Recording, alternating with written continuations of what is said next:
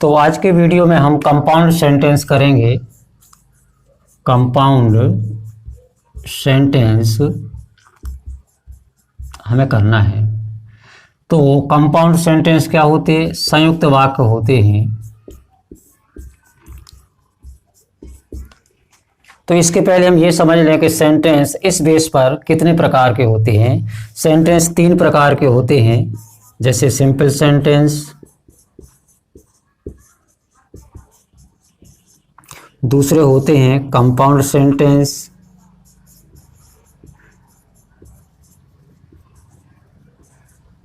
और तीसरे होते हैं कॉम्प्लेक्स सेंटेंस। ठीक है, इनको सरल वाक्य कहा जाता है और ये संयुक्त वाक्य कहलाते हैं, और इनको कहा जाता है मिश्र वाक्य। अब देखो, सिंपल सेंटेंस क्या होते? ऐसे सेंटेंस जिनमें एक ही सब्जेक्ट होता है, एक सब्जेक्ट होता है और फिर बाकी एक प्रेडिकेट होता है, तो ऐसे सेंटेंस कहलाते हैं सिंपल सेंटेंस। अब एक सब्जेक्ट और एक ही प्रेडिकेट का मतलब क्या है? इस तरीके से जैसे हम कोई सेंटेंस लें कि ही इज प्लेइंग, तो देखो यहाँ ही सब्जेक्ट हो गया और इसके बाद जो जितना हिस्सा इसका बचा हुआ है उसमें हेल्पिंग वर्ब है, मेन वर्ब है, ये पूरा क्या कहलाएगा? प्रेडिकेट कहलाएगा। इसी प्रकार हम और दूसरा सेंटेंस लें, सी इज ए गर्ल, तो इसमें सी क्या हो गया? सब्जेक्ट हो गया, और इज ए गर्ल क्या हो गया? प्रेडिकेट हो गया। तो सिंपल सेंटेंस भी होते हैं जिनका एक सब्जेक्ट और एक ही प्रेडिकेट होता है। लेकिन जब कभी हम एक से ज़्यादा सेंटेंस को आपस में जोड़ देते हैं तो वो या तो कंपाउंड सेंटेंस बनेंगे या कॉम्प्लेक्स सेंटेंस बनेंगे। अब किस स्थिति में हम उनको कंपाउंड सेंटेंस कहेंगे और किस स्थिति में हम उनको कॉम्प्लेक्स सेंटेंस कहेंगे, ये निर्भर करेगा उनके कनेक्टर पर। उनके जो कनेक्टर होते हैं, दोनों सेंटेंस को जोड़ने वाले जो वर्ड होते हैं वो कहलाते हैं कनेक्टर। तो उस आधार पर यदि कोई सेंटेंस एंड, बट, और, नाइदर नॉर या not only but also,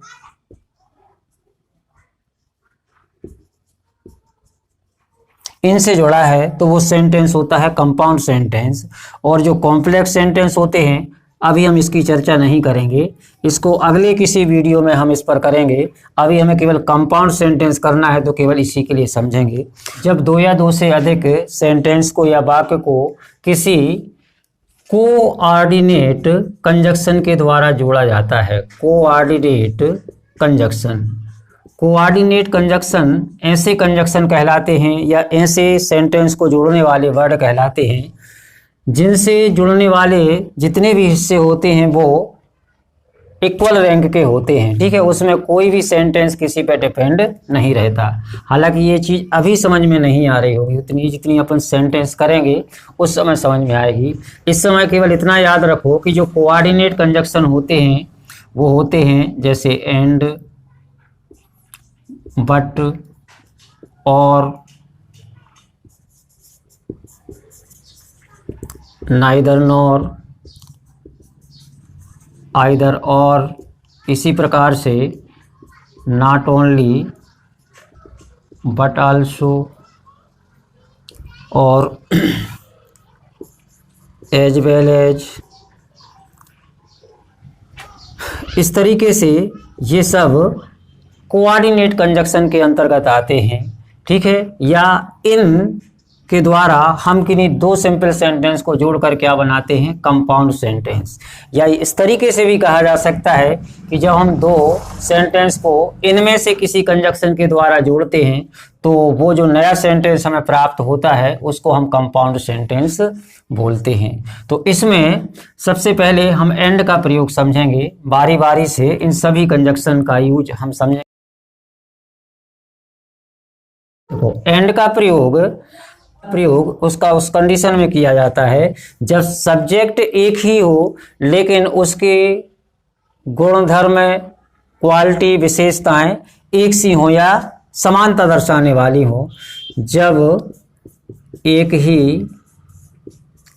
subject या कर्ता के कर्मों या गुणों में समानता हो।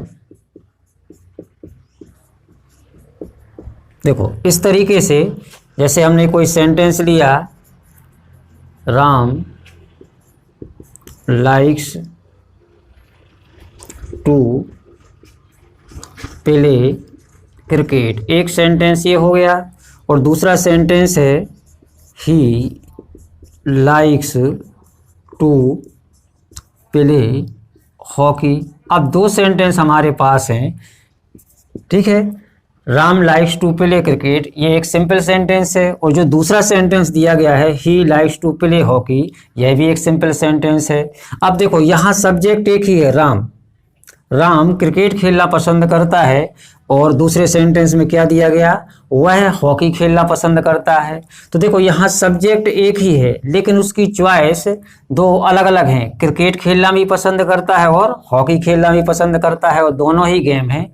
और हम इसको ये नहीं कह सकते कि क्रिकेट खेलना अच्छी बात है और हॉकी खेलना बुरी बात है, ठीक है। दोनों ही खेल बेहतर हैं, मतलब इसकी जो चॉइस है उन दोनों में क्या है, समानता है। तो ऐसी स्थिति में हम किसका प्रयोग करेंगे, एंड का। तो इस किस तरीके से करेंगे, राम, पहले पूरा सेंटेंस हम ऊपर का लिख देते हैं, लाइक्स टू प्ले। देखो इतना सेंटेंस दोनों में सेम था, राम लाइक्स टू प्ले और ही लाइक्स टू प्ले। क्योंकि यहाँ ही लिखा है वो राम के लिए ही लिखा है, तो इतना सेंटेंस जितना एक सा था उसको हम केवल एक ही बार लिखते हैं। अब दो अलग अलग चीज़ें कौन सी हैं, क्रिकेट है और हॉकी है। तो लाइक्स टू प्ले क्रिकेट, और जो उसकी दूसरी चॉइस है हॉकी, उसके पहले जोड़ेंगे हम एंड, हॉकी। मतलब ये सब एक जैसे नहीं होंगे, आपको देखना होगा कि कहाँ किन दो चीज़ों की तुलना की जा रही है। यहाँ कौन कौन सी दो चीज़ें हैं जिन्हें राम पसंद करता है, वो क्रिकेट और हॉकी, तो हमने उन्हीं के बीच में एंड जोड़ा, ठीक है। और दूसरा कोई सेंटेंस लें, जैसे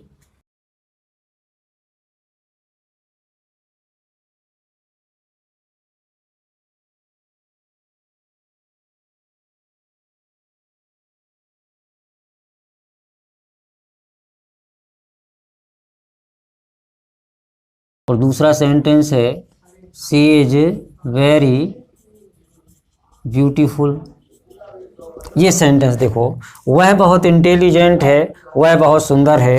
अब यहाँ शी इज वेरी इंटेलिजेंट, एक ही सब्जेक्ट की दो क्वालिटी दी गई हैं, एक तो इंटेलिजेंट और दूसरी क्वालिटी कौन सी दी गई है, ब्यूटीफुल।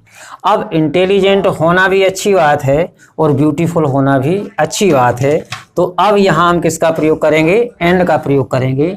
लेकिन जो चीज़ हमारे पहले सेंटेंस में आ चुकी है वो अगर दूसरे सेंटेंस में आती है तो उसको हम दोबारा नहीं लिखते। जैसे इसमें हम लिखेंगे she is very intelligent and beautiful. जब दो क्वालिटी या दो विशेषताएं सकारात्मक हों तो उनके बीच में हमें एंड का प्रयोग करना है। हाँ, लेकिन ऐसा हो जाए कि एक क्वालिटी अच्छी है और एक क्वालिटी बुरी है, तब वहाँ हम एंड का प्रयोग नहीं करेंगे, ठीक है। जैसे अगर यहीं पर ऐसा होता कि शी इज वेरी इंटेलिजेंट, वह बहुत इंटेलिजेंट है, ठीक है, और यहाँ पर कोई दूसरी क्वालिटी ऐसी दी गई होती जिसे हम ठीक नहीं मानते, तो फिर यहाँ एंड के स्थान पर किसका प्रयोग करते, बट का प्रयोग करते। तो देखो ये पहली कंडीशन थी, जब एक ही सब्जेक्ट या कर्ता के कर्मों या गुणों में समानता हो, तो उस स्थिति में हम किसका प्रयोग करते हैं, एंड का। अभी और भी कई कंडीशन हैं जहां हम एंड का प्रयोग करते हैं, तो ये पहली चीज़ है, इसके लिए आप लिख लीजिए। अभी हमने जो सेंटेंस लिए थे उनमें सब्जेक्ट एक ही था, लेकिन उनके जो गुण थे, विशेषताएं थी, वो अलग अलग थी, ठीक है, लेकिन दोनों ही एक ही कैटेगरी की थी। अब अगर ऐसा हो जाए कि सब्जेक्ट अलग अलग हों और उनके कर्मों में या उनके गुणों में, क्वालिटी में समानता हो, जैसे जब अलग अलग सब्जेक्ट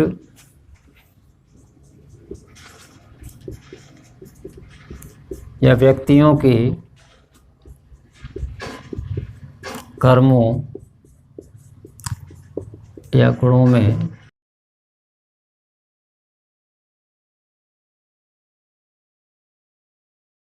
सेंटेंस है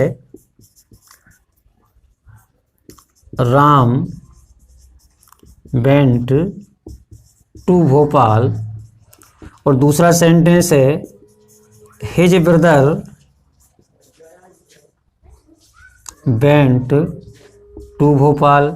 अब देखो यहाँ सब्जेक्ट अलग अलग है, यहाँ राम है और यहाँ उसका भाई है, लेकिन राम भी भोपाल गया और उसका भाई भी भोपाल गया, तो यहाँ पर भी हम एंड का प्रयोग करेंगे, लेकिन एंड का प्रयोग अब कहाँ होगा, अब सब्जेक्ट के बीच में होगा। जो पिछले सेंटेंस हमने लिए थे वहाँ पीछे जो ऑब्जेक्ट आए थे उनके बीच में हमने एंड का प्रयोग किया था, क्योंकि वहाँ सब्जेक्ट एक ही था लेकिन उनकी चॉइस अलग अलग थी और उन दो चॉइस के बीच में हमने एंड का प्रयोग किया था। यहाँ पर सब्जेक्ट अलग अलग हैं लेकिन पीछे ऑब्जेक्ट इनके एक जैसे ही दिए गए हैं, तो हम क्या करेंगे, राम, फिर इस सेंटेंस को अब नहीं लिखेंगे, एंड हिज ब्रदर। अब यहाँ दो सब्जेक्ट आ चुके हैं, राम और उसका भाई। अब दोनों में समानता क्या हुई कि दोनों ही भोपाल गए, तो अब हम क्या लिखेंगे, वेंट टू भोपाल। कोई और सेंटेंस लें, जैसे Geeta was learning computer, Geeta computer सीख रही थी। और दूसरा कोई सेंटेंस ले लें, रानी वाज लर्निंग कंप्यूटर। देखो अब यहाँ गीता भी कंप्यूटर सीख रही थी और रानी भी कंप्यूटर सीख रही थी, तो देखो यहाँ से इनकी एक्टिविटी दोनों एक सी हो गई, ठीक है। इनमें हमें एंड का प्रयोग नहीं करना है, प्रयोग कहाँ करना है, गीता और रानी के बीच में। ये दोनों सब्जेक्ट अलग अलग हो गए, तो गीता एंड रानी। अब आगे का सेंटेंस हम ये लिखेंगे, एक ही बार लिखेंगे, लेकिन हमें एक चीज़ का ख्याल रखना होगा कि यहाँ देखो गीता के साथ हमने बाज का प्रयोग किया था, रानी के साथ बाज का प्रयोग किया था, लेकिन यहाँ सब्जेक्ट प्लूरल हो गया। अब गीता एंड रानी दोनों लोग हो गए तो सब्जेक्ट क्या हो गया, प्लूरल। तो हम बाज का प्रयोग ना करके किसका प्रयोग करेंगे, बेयर का, लर्निंग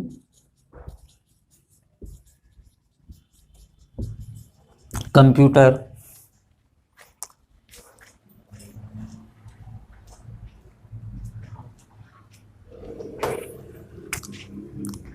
अब एंड के प्रयोग के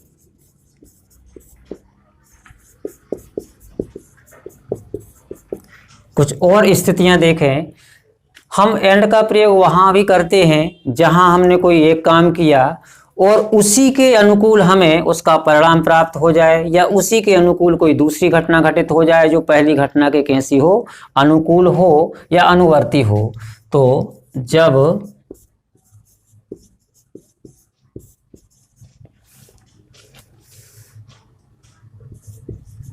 दूसरी घटना पहली घटना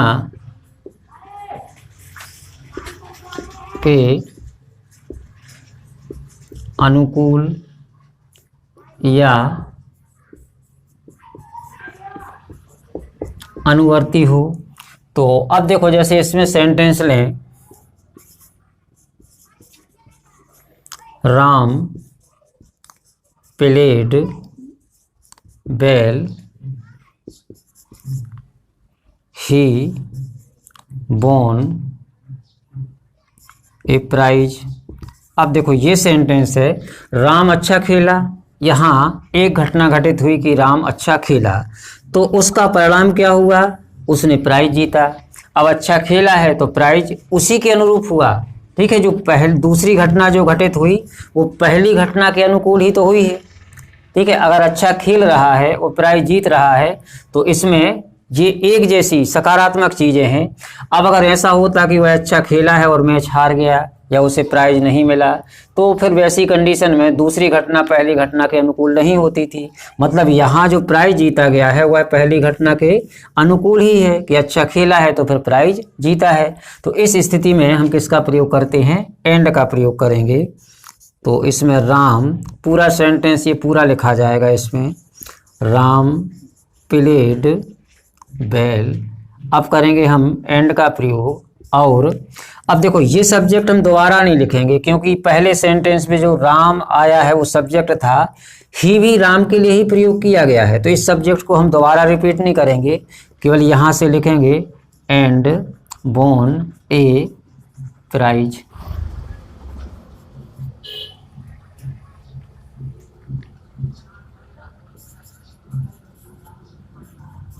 He came home, he did his homework। तो अब यहाँ है he came home, वह घर आया, he did his homework, उसने अपना होमवर्क किया। तो देखो घर आकर होमवर्क करना दूसरी घटना पहली घटना के अनुकूल ही है कि वह घर आया और उसने अपना होमवर्क किया। तो यहाँ भी किसका प्रयोग करेंगे, एंड का। ही केम होम, अब ये सब्जेक्ट हम दोबारा रिपीट नहीं करेंगे, एंड यहाँ से पूरा सेंटेंस लिखेंगे and did his homework.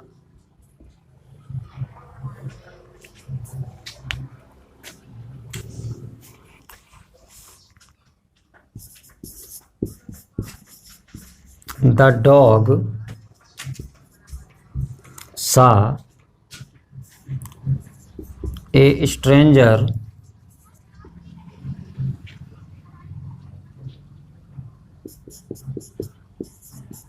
it started